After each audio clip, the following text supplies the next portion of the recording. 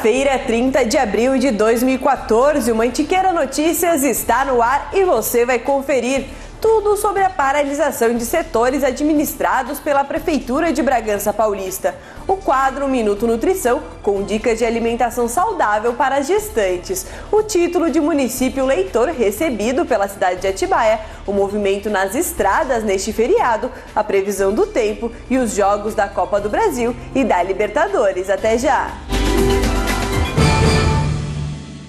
Novo Restaurante Papagalo. Só no Novo Restaurante Papagalo você encontra almoço executivo, música ao vivo aos finais de semana, pizzas, shows especiais e um variado buffet de saladas, carnes e frutos do mar aos domingos. Novo Restaurante Papagalo. Você no lugar certo. Alameda Lucas Nogueira Garcês, 4723. Reservas pelo telefone 4412-4951. Novo Restaurante Papagalo. Você no lugar certo.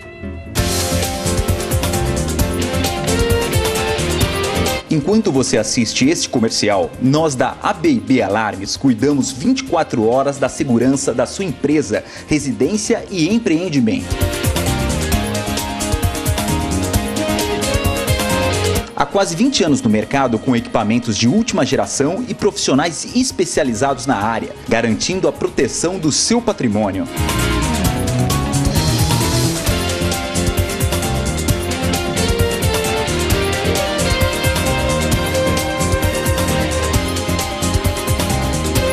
ABB Alarmes, 24 horas cuidando do seu patrimônio.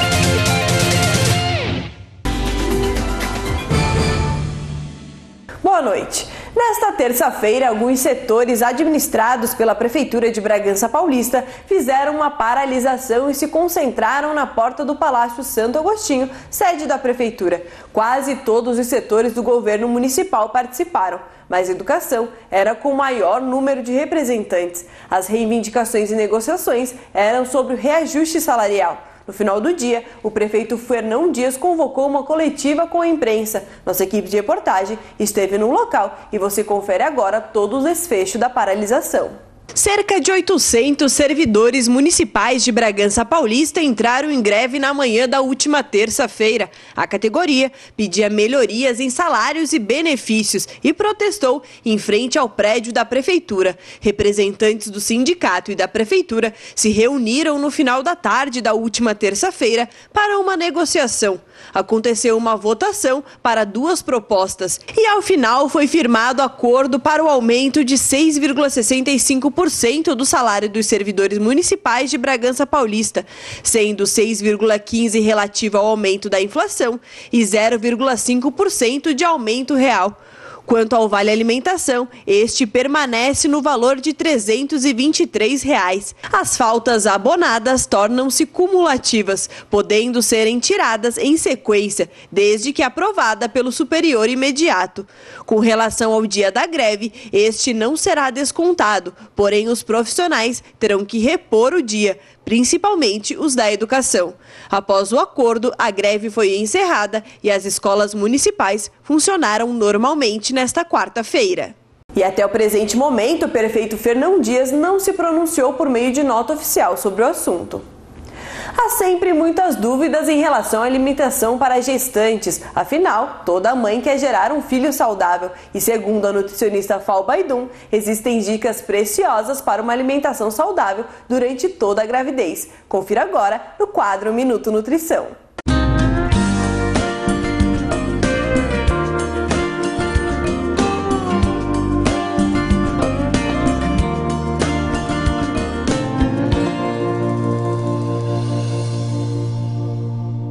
Olá, aqui estamos com mais um Minuto Nutrição e nessa quarta-feira o tema é a dieta da gestante.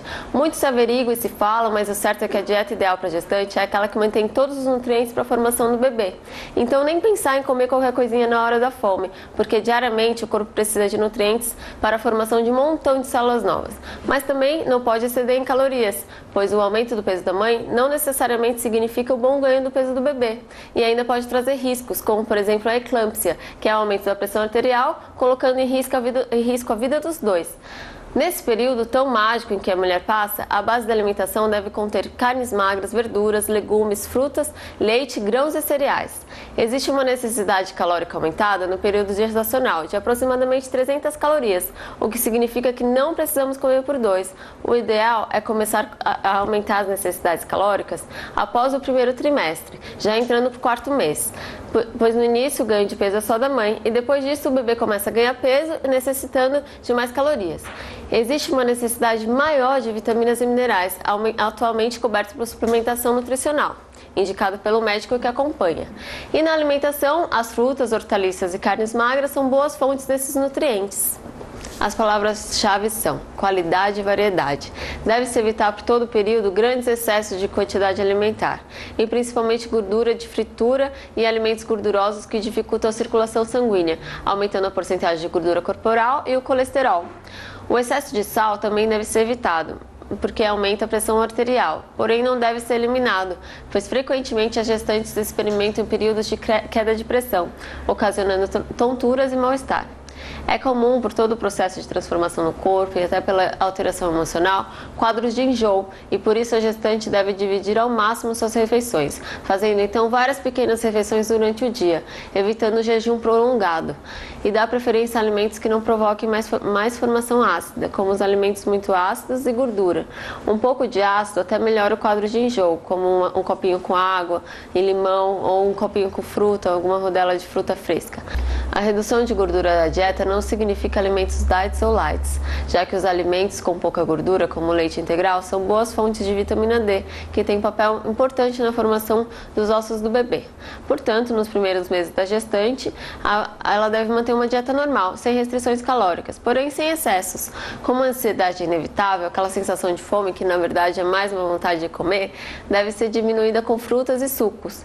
E a dieta normal significa, no geral, por dia, o consumo de carnes magras, hortaliças, arroz ou massas, feijão ou outro grão, como lentilha e 2 copos de leite ou iogurte. Como a natureza sabe, se a mãe não fornecer pelos alimentos os nutrientes necessários para o bebê, o corpo dela vai fornecer.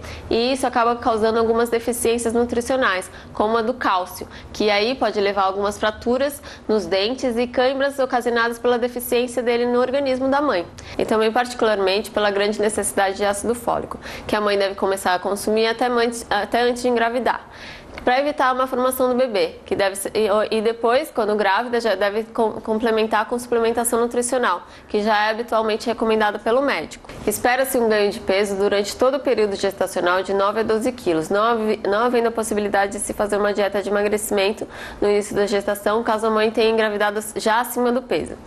A contagem se faz a partir do 1º mês, sobre o peso que a mãe já tem. Depois do parto, pode-se pensar em uma dieta com cuidados para não diminuir a produção do leite materno. A dieta de redução de peso se faz com restrição de calorias, o que pode levar nutrientes em quantidades insuficientes para a formação do bebê.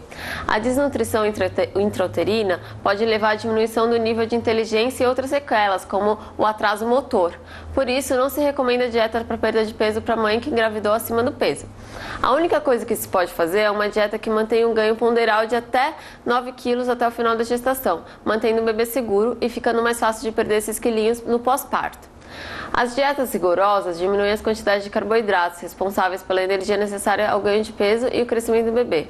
Os níveis de proteínas diminuídas podem levar à malformação da placenta e ainda o atraso no desenvolvimento motor celular e nervoso do bebê. A diminuição de gorduras, por sua vez, diminui a absorção da vitamina A, D, E e K. Resumindo, as regras gerais para a alimentação da gestante são: consumir folhas cruas em forma de salada, temperada com limão. Consumir pelo menos uma vez ao dia grãos como feijão, lentilha, grão de bico e ervilhas. Consumir 4 tipos de frutas ao longo do dia em forma de suco ou in natura. Ingerir pelo menos 1,5 litro de água durante todo o dia. Evitar excesso de gordura e açúcar, comer devagar, mastigando bem os alimentos. Fracionar a dieta, fazendo no mínimo 5 refeições diárias em horários regulares. Aumentar a ingestão de fibras através do uso de cascas, bagaços, sementes de frutas e verduras cruas. Consumir bastante líquido ao longo do dia, mas evitar consumi-los nas refeições grandes, como almoço e jantar. evitar o consumo de bebidas alcoólicas, pois afetam o desenvolvimento do feto, evitar excessos que podem favorecer a formação de gases, como misturar grãos com repolho, couve-flor e consumir bastante refrigerante. Isso daí pode causar muito mal-estar. E o principal também é não sentar ou deitar logo após as refeições. Esse foi mais um Minuto Nutrição, e para mais dúvidas e sugestões de temas é só mandar um e-mail para fal_baidum@hotmail.com. Tenha uma ótima noite.